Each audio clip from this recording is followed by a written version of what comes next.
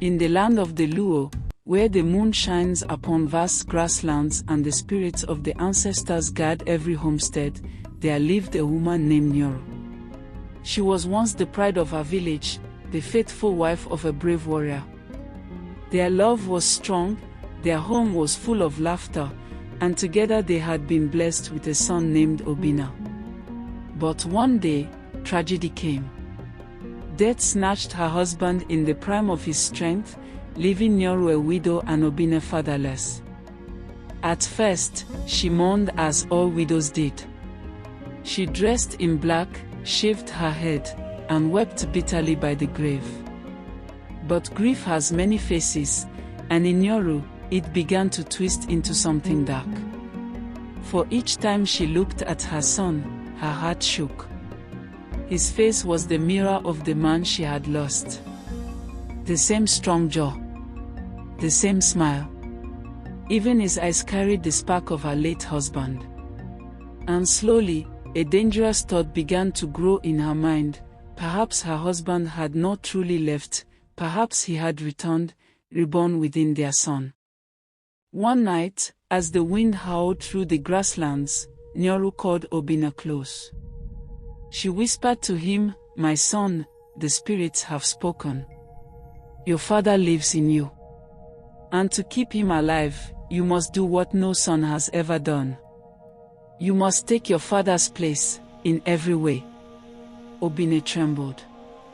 He was young, and though he loved his mother, he feared the wrath of the ancestors. He did not understand the depth of her lies. And so, believing that this was the will of the spirits, he obeyed. From that night forward, the bond between mother and son was broken. What was once pure became defiled.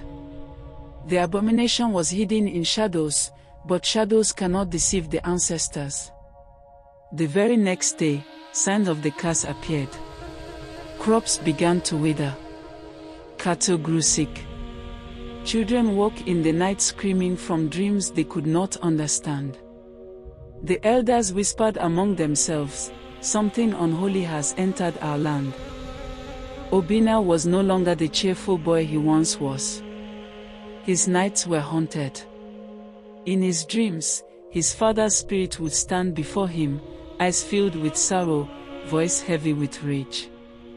"My son, you have dishonored me.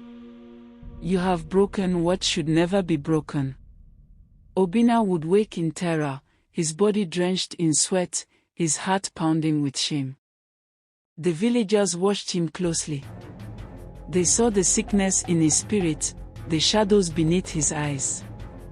They grew afraid. Soon, they went to the elders for answers. The elders cast the sacred cowrie shells upon the earth. They read the signs written in their fore, and the truth spilled like blood before them. A great abomination had been committed. The mother had become a wife to her own son. The land itself cried out. The elders summoned Nyaru and Obina before the sacred tree, where justice had always been spoken. The air was heavy with silence as the council delivered their verdict. "Nyaru," they said, "you have broken the sacred bond of life. You have lied to your son and defiled the ways of the ancestors. You have brought shame upon this land. For this, your name shall be erased, and your blood cast for generations." The villagers wept, not only for the crime, but for Obina, who though a victim, was bound to share his mother's curse. From that day, Nyaru and her son were cast out. No door was opened to them. No fire was shared with them. They wandered into the wilderness, their names carried in whispers but never in blessings. Storms rose above them. Hyenas stalked their path at night. Even the ground seemed to reject their steps.